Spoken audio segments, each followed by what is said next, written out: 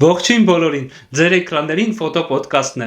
Այս շաբաթ միասին քննարկենք Օսկար 2025-ի հաղթողներին եւ Կարմիր գորգի արարողության ժամանակ ամենավատ աութֆիթերը։ Ախպեր դե շատ ցրինք էլի։ Տարբեր նորություններ նորաձևության աշխարհից եւ Samsung-ի նոր սմարթֆոնը։ Գնացինք։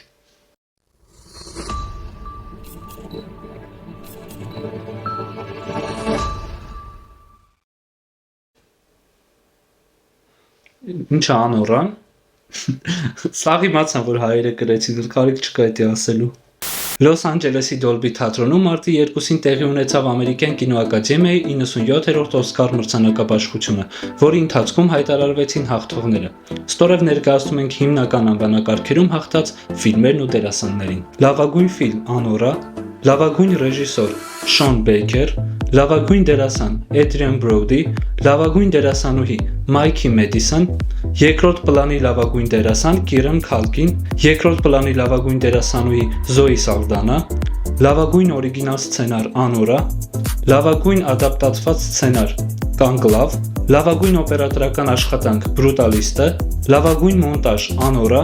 լավագույն զգեստների ձևավորում՝ Արևմուտքի վհուկի հեքիաթը, լավագույն դիմահարդարում եւ սանրվածք՝ Սուբստանցիա, լավագույն երաժշտություն՝ Բրուտալիստը, լավագույն երգ՝ Էմիլիա Պերես, լավագույն ձայն՝ Ջունա, մաս երկրորդ, լավագույն վիզուալ էֆեկտներ՝ Ջունա, մաս երկրորդ, լավագույն անիմացիոն ֆիլմ՝ Flow, լավագույն միջազգային ֆիլմ՝ Ես դեռ այստեղ եմ, լավագույն վավերագրական ֆիլմ՝ Այլ երկիր չկա, լավագույն կարճամետրաժ ֆիլմ՝ Ես ռոբոտ չեմ, լավագույն վավերագրական կարճամետրաժ ֆիլմ՝ Նվագախմբի միակ աղջիկը։ Շնորհավորում եմ Օսկար 2025 թվականի բոլոր հաղթողներին։ Եկեք միանգամից անցնենք Կարմիր գորգի արարողության ամենավատ աութֆիթերին։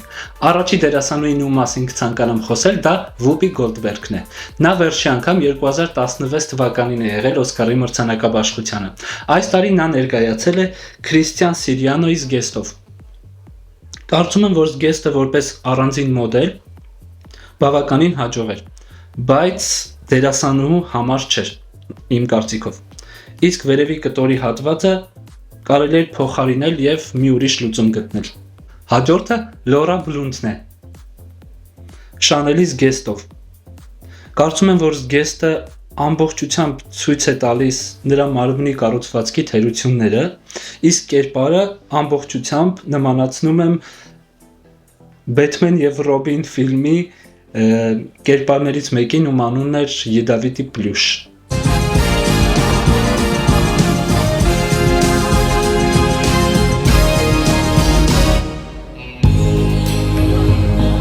Հաջորդը Սթեյսի Մարտինն է,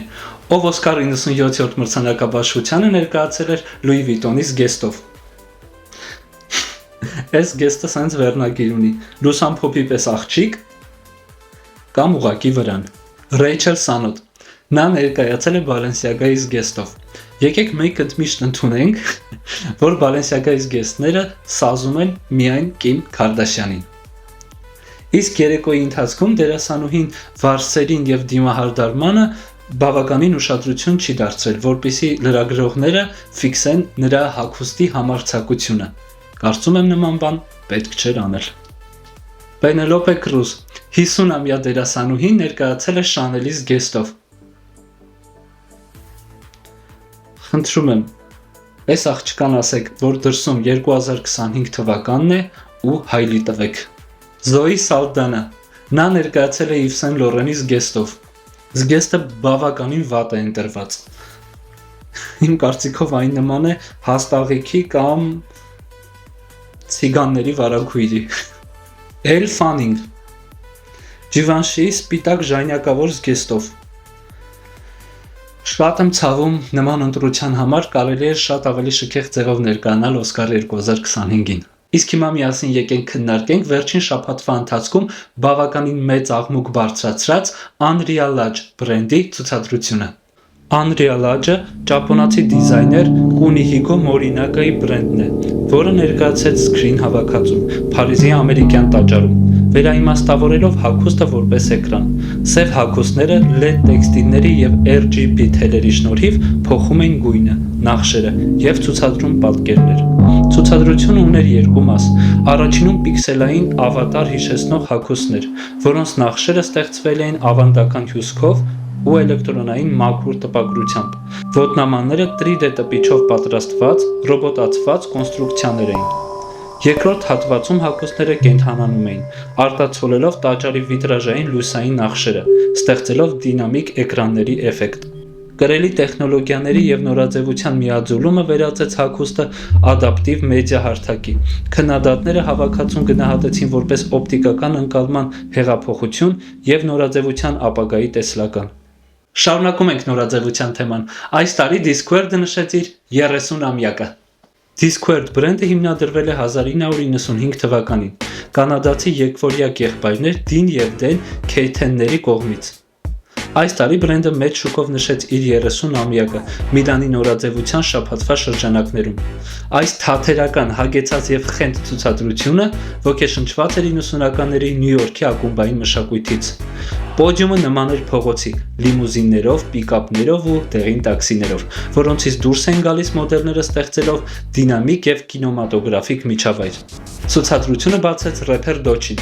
ով դուրս եկավ զրահապատ մեքենայից փողերը շպրտելով տարբեր ուղղություններով։ Փակեց ցուցադրությունը 54-ամյա Նաոմի Քեմբելը,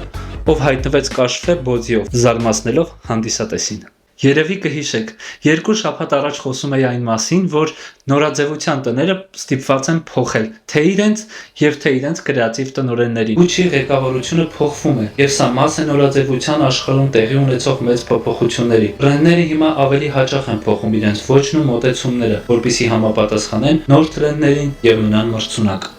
Եկեք տեսնենք, թե ինչ հեղաշրջում է նորաձևության աշխարհում։ Վրացի դիզայներ Դեմնա Գվասալին դարձել է Gucci նորաձևության տան նոր կրեատիվ տնօրենը, փոխարինելով իտալացի Սաբադո դե Սերնոին։ 43-ամյա Գվասալին պաշտոնը կստանձնի հուլիսի սկզբին։ Հուլիսի 6-ին նա կանցկացնի իր վերջին շոուն Բալենսիագայում։ Թե ով կզբաղեցնի նոր տեղը Բալենսիագայում կհայտարարվի ավելի ուշ։ Ես շատ ոգևորված եմ Gucci ընտանիքին միանալու համար։ Ինձ համար մեծ պատիվ է նպաստել այս բրենդի առաջխաղացմանը։ Միշտ հիացել եմ և խորապես հարգել եմ այն, ասում է Գվասալին։ Դեմնա Գվասալին ծնվել է Վրաստանում։ Նա Բալենսիագայի ստեղծագործական տնօրենն է 2015 թվականից։ Բացի այդ, նա Վեյթմոյի համահիմնադիրն է։ Բրենդը ստեղծել են նա և նրա եղբայր Գուրամ Գվասալին 2014 թվականին։ Վեյթմոն արագ հայտնի դարձավ իր էքստրավագանտ շոուներով, մեկ տարվա ընթացքում այն դարձավ ամենահետաքրքիր երևույթը նորաձևության աշխարհում։ Դոնատելա Վերսաչեն լքում է Վերսաչեի կրեատիվ տնօրենի պաշտոնը։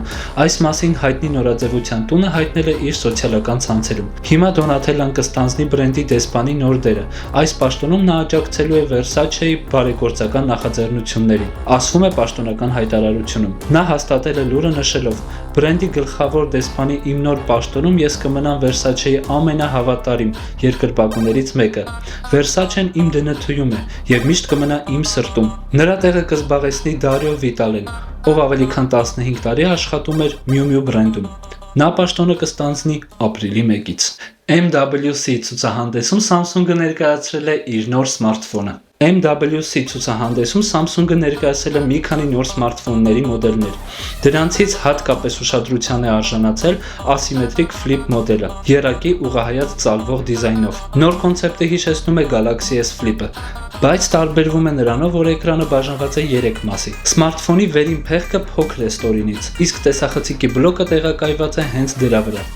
Ծալվելուց հետո սարքի վրա մնում է էկրանի փոքր հատված, որը ամենայն հավանականությամբ նախատեսված է սմարթֆոնի ժամի և ծանոցումների ցուցադրման համար։ Այս շաբաթվա համար նախատեսել էինք այսքանը, իսկ ձեզ հատուկ շնորհակալություն նախապես, որ բաժանորդագրվում եք իմեջերին։